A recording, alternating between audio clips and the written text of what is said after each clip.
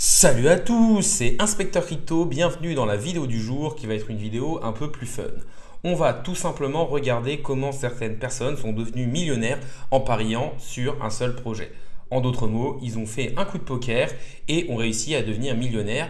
Et en plus, ce sont des personnes qui ont retiré et qui ont pris leur gain, donc qui ont réellement réalisé le fait de devenir millionnaire en crypto. Pas juste des personnes qui ont eu un portefeuille à 6 chiffres, mais qui n'ont pas pris de bénéfices. N'hésitez pas à liker la vidéo, à me mettre en commentaire si vous aimez ce type de vidéo.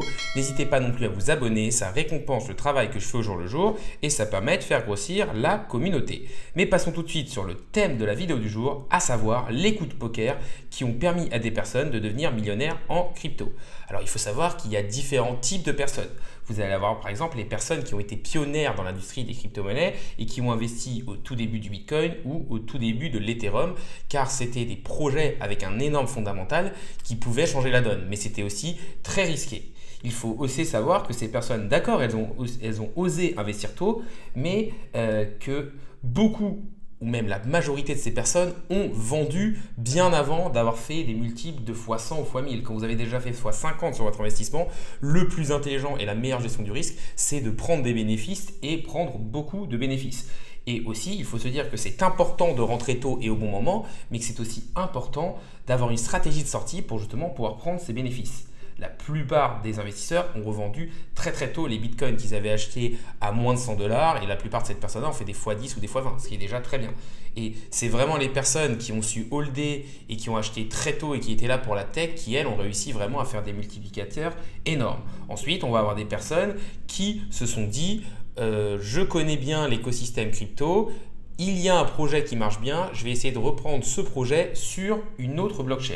On sait par exemple que pour échanger les crypto-monnaies de manière décentralisée, c'est-à-dire faire comme sur Binance ou sur Coinbase, mais de manière décentralisée sans KYC via un wallet non custodial, il va tout simplement falloir utiliser des DEX, des échangeurs décentralisés, comme Uniswap.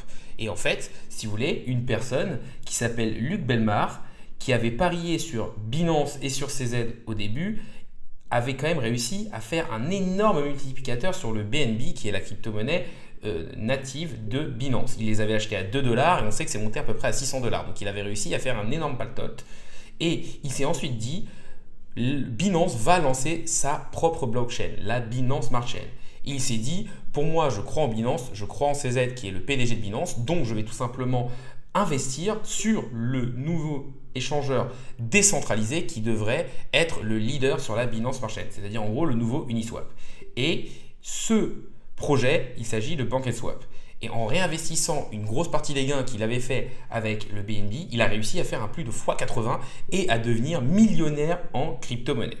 Ensuite, on va avoir d'autres types de personnes qui, elles, se sont dit on va prendre beaucoup plus de risques et qui ont investi sur des meme coins. Des meme coins, ce sont des images ou des JPEG qui sont tout simplement marrants et certains projets se lancent une crypto, mais on va dire qu'ils n'ont pas de réels fondamentaux derrière.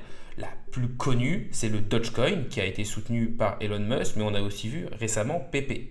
Il faut savoir que concernant le Pepecoin, on a 3 personnes qui ont investi au tout début, aux prémices du Pepecoin. Pepe, c'est ce même coin vert en forme de grenouille qui est extrêmement utilisé dans l'écosystème des crypto-monnaies. C'est vrai que quand vous allez sur Twitter, il était énormément utilisé et lorsque le projet s'est lancé, c'est vrai que c'était pas forcément bête de se dire c'est un mème de l'écosystème des crypto-monnaies qui est énormément utilisé. Il n'est pas encore très capitalisé, ça peut être intéressant de mettre une petite cartouche dessus en espérant que ce projet explose. Donc c'est un pari pour moi qui pouvait s'envisager, mais toujours avec une bonne gestion du risque appropriée, car c'est quand même un mouvement très risqué, car le projet n'a pas réellement de fondamental derrière. C'est plus une question communautaire.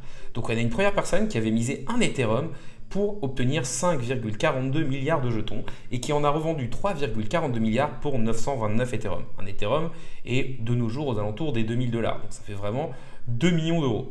Ensuite, le deuxième a acheté pour 2,3 Ethers environ 4,33 milliards de jetons PP et en a tiré 670 Ethereum, ce qui est pas mal. Le dernier, lui, a fait encore un multiplicateur encore plus fou. Il avait acheté 0,125 Ether et a réussi à en tirer 160. Alors pour moi, ces mouvements, il faut les remettre dans leur contexte, dans le contexte même d'un portefeuille plus global. Si un Ethereum ne correspond qu'à 1% du portefeuille global de la personne, on peut dire que le mouvement est OK. On va dire qu'il a risqué 1% sur un projet où il s'est dit il peut avoir une hype, mais que s'il perd ces 1%, c'est pas trop grave pour sa gestion du risque. Par contre, si on se rapproche des 100% de ton portefeuille ou 80% de ton portefeuille, là, c'est un pari extrêmement risqué et pour lequel vous avez très peu de chances de réussir. C'est un peu comme aller parier au casino. Un autre exemple de crypto-monnaie meme-coin qui a plutôt bien marché, c'est le Dogecoin. Le Dogecoin, ça représente une tête de chien Shiba Inu. Il est le premier meme-coin crypto et il a créé plus de 1000 millionnaires. Il faut savoir que miser sur le premier meme-coin n'était pas forcément une mauvaise idée. Et que pour moi, c'est plus la gestion du risque qu'il y a derrière qui doit être importante et qui doit être bien marquée avec une bonne stratégie aussi de sortie. Pour moi, il y a une partie de chance, car c'est surtout grâce à ça que certains projets crypto qui n'ont pas de fondamentaux explosent.